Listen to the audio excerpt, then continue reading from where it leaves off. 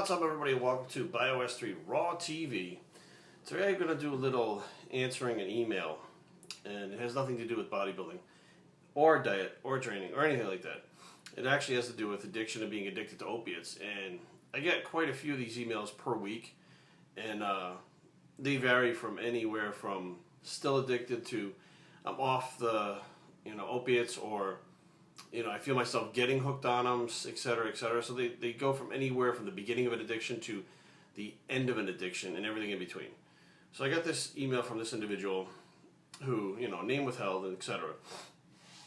Said he's been addicted to opiates for a while, but now he's on Suboxone. Now, Suboxone is like an opiate antagonist. So you take the Suboxone and you don't feel the withdrawals because it attaches to the receptor of the opiate receptor, so you don't feel withdrawals. So in essence, you kind of are able to get off the opiates and having that high feeling to not being sick and having no high feeling at all with the Suboxone. Now also there's naltrexone, which is in the Suboxone, which if you take an opiate with it, it makes you violently ill. So it's like a deterrent from going ahead and using opiates even though you're on the Suboxone, but you don't feel high on the Suboxone at all.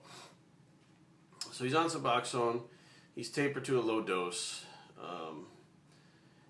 He said that he was a functional addict, which is what I was. I had a job, I competed in bodybuilding still. I was completely functional. And people around me knew that I was screwed up, but they didn't know exactly what was going on.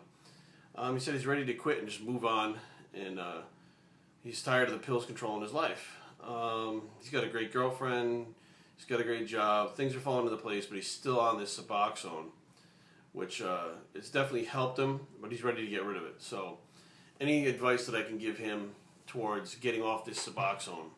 Now, what you don't understand, and which you're not going to understand until you come off the Suboxone, is you are still a little bit numb to things around you. Okay, so you're still not seeing things and feeling emotions the way that you really do until you're off the Suboxone. It still suppresses them somewhat, numbs you like opiates do. So be prepared that even if you're on a small dose, you're still not seeing reality the way it is. And when you get off this, it is very overwhelming, okay?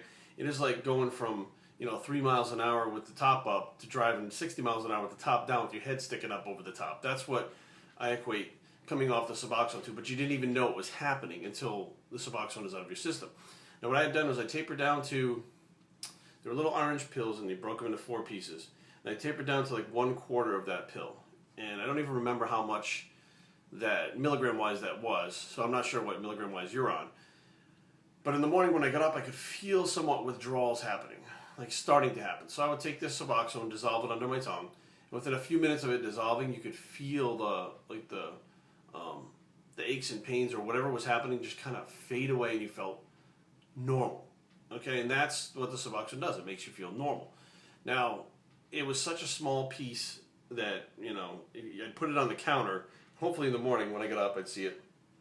I'd take it, and I'd lay back down for about a half hour until it kicked in, then I would get up and start my day. I was working for Gold's Gym at the time, and I would have to be at the gym for a 6 a.m. client, which in that morning commute was probably about 20 minutes if I zipped right through and I drove myself and didn't take a metro. So I'd be up about 4 o'clock in the morning. And sometimes, I'd get home, and I'd leave work in D.C.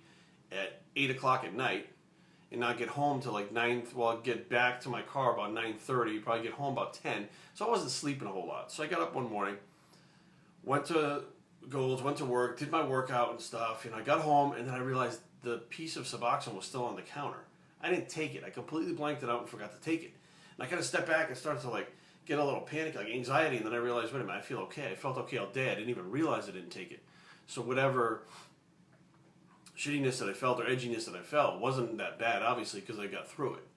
So I was using a pre-workout at the time too. I don't remember which one it was, but obviously, if you're feeling like shit and you take some caffeine in, you feel a little better. So basically, I was hopped up on caffeine all day and didn't really feel it. The next day, I decided not to take it again. Okay, and this time, I was aware I didn't take it.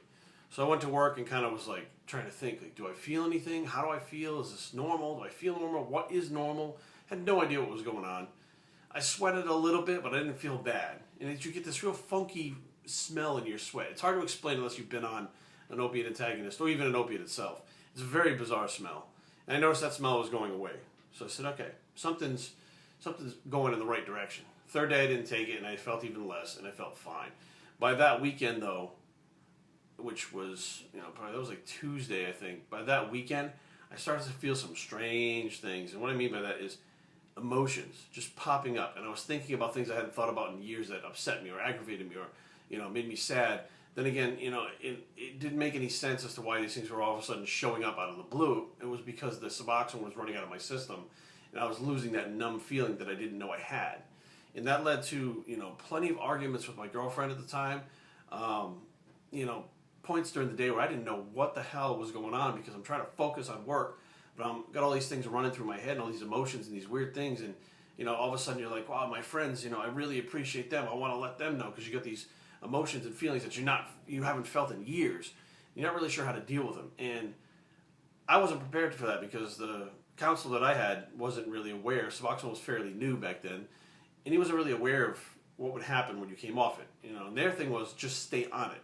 If it's keeping you clean, stay on it, because it'll keep you from relapsing.